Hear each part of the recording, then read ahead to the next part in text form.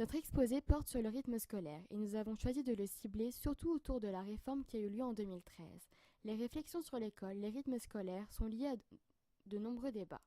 C'est pourquoi nous avons décidé de les étudier dans nos observations transversales. Pour mener à bien notre étude, nous nous sommes surtout basés sur des articles de presse.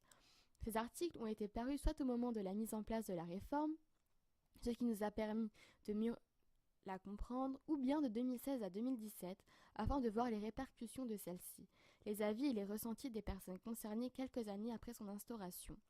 Nous avons donc décidé de diviser notre site en 3 parties: le rythme scolaire, les réactions et les décisions politiques. Chacune de ces catégories sont subdivisées en sous-parties. Pour le rythme scolaire, nous commençons par montrer comment il a évolué dans le temps, de Charlemagne qui est célèbre pour avoir inventé l'école, Jules Ferry pour l'avoir rendu obligatoire au XIXe siècle, mais la réduction du rythme scolaire est apparue à partir de 1980, en passant de 36 semaines de cours à 35, et un allègement quotidien et hebdomadaire de la charge de travail. Puis nous expliquons le but réel de la réforme de 2013. Celle-ci devait alléger les journées d'école des plus jeunes afin qu'ils aient plus de temps pour leurs activités extrascolaires. Cependant, la semaine est alors passée de 4 jours à 4 jours et demi. Ainsi, dans la catégorie des réactions, nous trouvons dans une première sous-partie celle des parents et enfants, et dans la seconde, la réaction des professeurs. Du point de vue des parents, leurs avis sont très négatifs et pour cause. Selon eux, le temps de travail est mal réparti. Les après-midi sont moins longues, et donc les enfants sont moins concentrés.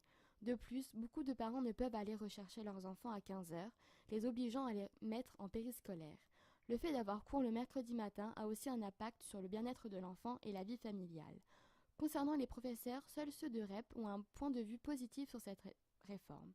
En effet, ils y voient une amélioration des relations parents-enseignants et du point de vue du travail de la part des enfants. Cependant, 80% des enseignants ont une vision négative envers cette réforme, comme peut le souligner l'interview que nous avons réalisée auprès d'un professeur d'école maternelle. Pour finir, les politiques se positionnent au sein des partis sur cette question. Pour la droite et le centre, c'est aux collectivités territoriales et aux élus locaux de choisir l'organisation scolaire qu'ils désirent. Les partis de gauche, eux, souhaitent laisser la réforme telle qu'elle. L'extrême droite et l'extrême gauche, quant à eux, souhaitent l'abroger. Ainsi, nous avons pu voir qu'au sein même du gouvernement, cette réforme fait débat et les avis sont divergents d'après les partis politiques.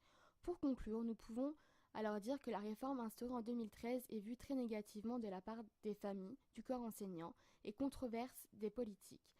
4 journées et demie d'école au lieu de 4. L'enfant est plus soumis au stress et à la fatigue.